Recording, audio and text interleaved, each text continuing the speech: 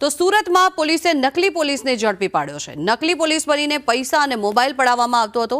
પોલીસે મહિલા સહિત 2 લોકોને ઝડપી પાડ્યા છે। પોલીસે ફેનિલ પટેલ અને ફુલસુમ બાનુ ઈટવાલાને ઝડપી પાડ્યા છે। તેઓ નકલી પોલીસ બન્યા હતા અને લોકો પાસેથી પૈસા અને મોબાઈલ પડાવતા હોવાનું સામે આવ્યું છે।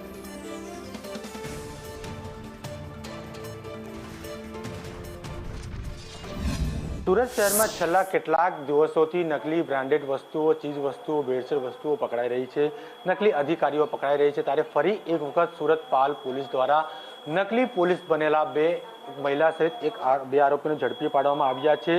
જોઈ શકાય છે કે પાલ પોલીસ સ્ટેશનના પોલીસ કર્મચારીઓની જપ્તામાં ઉભેલા એક મહિલા અને એક ભાઈ છે, તેમને પોલીસે ઝડપી પાડવામાં આવેલા છે। આ લોકો દ્વારા જે છે રાહદારીઓને પોતાની પોલીસની ખોટી ઓળખ આપી તો તેઓ પાસેથી પૈસા અને મોબાઈલ ચીજ વસ્તુઓ બળજબરીથી કઢાવી લેતા હતા। સમગ્ર મામલે પાલ પોલીસ સ્ટેશનમાં ફરિયાદ નોંધાઈ હતી। તે આધારે પોલીસે તપાસનો ધમધમાટ શરૂ કર્યો હતો। તે આધારે પોલીસે ફેનિલ નિલેશભાઈ પટેલ અને ફાસુમ બાનુ ઉર્ફે અલીના શેખભાઈ કાદરભાઈ ઈટવાલાને ઝડપી પાડ્યા છે। જોઈ શકાય છે આ બંને જે લોકો દ્વારા છેલ્લા ઘણા સમયથી આ પ્રકારનું કૃત્ય કરવામાં આવતું હોય તેવું હાલ સામે આવી રહ્યું છે। ત્યારે સમગ્ર મામલે પાલ પોલીસે બંનેને ધરપકડ કરી આગળની કાર્યવાહી હાથ ધરી છે। મહત્વની બાબત એ પણ છે કે અગાઉ પણ ઉધના પોલીસ સ્ટેશનની અંદર નકલી આઈપીએસ પણ ઝડપાયો હતો। ત્યારે ફરી એક વખત પાલ પોલીસે નકલી પોલીસને ઝડપી પાડ્યો છે, જેમાં એક પુરુષ અને એક મહિલાનો સમાવેશ છે। કેટલા સમયથી તેઓ કરતા હતા। સમગ્ર મામલે પાલ પોલીસે બંને આરોપીઓ વિરુદ્ધ ગુનો નોંધી આગળની તપાસ હાથ ધરી છે।